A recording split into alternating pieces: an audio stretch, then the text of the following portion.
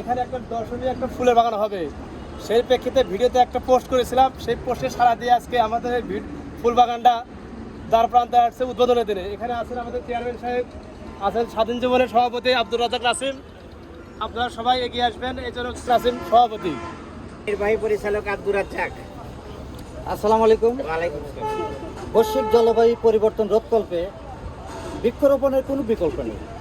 তাই আমরা এই যে সরকার করেছে আমাদের অর্থ দিয়ে, তাই আমরা এই যে ফ্লাইওভারের সাইড দিয়ে যে সুন্দর বৃক্ষরোপণের জায়গা করা আছে, আমরা সংগঠন পরিবেশবাদী স্বেচ্ছাসেবী সংগঠনের পক্ষে উদ্যোগ নিয়ে আমরা এই কাজটা সবার সহযোগিতার সমাধান করছি। আমরা অনেক গাছ কিনেছি, এখানে ফুল গাছ, তারপরে শোভাবর্ধনকারী গাছ এগুলো নিয়ে এসেছি। আমরা রোপণ করব চতুর্দিকে, সবার সহযোগিতার জায়গায় এগুলো রোপণ করার আমরা আমাদের মানসিকতা সেটা করব। আপনারা সবাই গাছ লাগান, গাছ বাঁচান, গাছকে সুরক্ষা দেন। গাছ অক্সিজেনের কারখানা, গাছ আমাদের সবচেয়ে বড় বন্ধু। তো আমরা খুব উদ্যম নিয়ে, খুব সাহসিকতার সঙ্গে, আমাদের ভালো লাগছে, আমরা সবার সহযোগিতা নিয়ে অনেক গাছ নিয়ে এসেছি। অনেকে গাছ দিয়েছেন, অনেক অর্থ দিয়েছেন, অনেকে পরামর্শ দিয়েছেন। সবার প্রতি কৃতজ্ঞতা।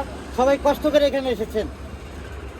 আমাদের মাঝে আছেন আমাদের সম্মানিত সীমাবড়ি ইউনিয়ন পরিষদের চেয়ারম্যান সাহেবকে ওনার মূল্যবান পার্টির কথা বলার জন্য আমি সবাই অনুরোধ করছি। কর্মসূচির বিশেষ একটা আকর্ষণ ছিল আমাদের সীমাবাড়ি ইউনিয়নের চেয়ারম্যান জনাব নূর মোহাম্মদ ভাই। উনি এখন আমাদের কিছু কথা শোনাবেন, মূল্যবান কথা। আমরা সবাই ধৈর্য সহকারে শুনি। অনেক ব্যক্তিবর্গ আছেন, তো আমি একটা কথাই বলবো, গাছ আমাদের প্রকৃত বন্ধু। গাছের কোনো বিকল্প নেই। গাছ আমাদের অক্সিজেন দেয়, আর এই গাছ আমরা লাগাচ্ছি, এটা আমাদের দায়িত্ব রক্ষা করা। আমি সবাইকে বলবো, কেউ যেন গাছের কাছে এসে গাছের ফুল বা পাতা ছেড়ানো হয়, যদি কোনো ঘটনা দেখি আমরা কিন্তু আইনগত ব্যবস্থা নিতে বাধ্য হবো। অবশ্যই অবশ্যই অবশ্যই। আসলে গাছের কোনো বিকল্প নেই, আছে কি? গাছ আমাদের প্রকৃত বন্ধু, অবশ্যই আমাদের অক্সিজেন দেয়।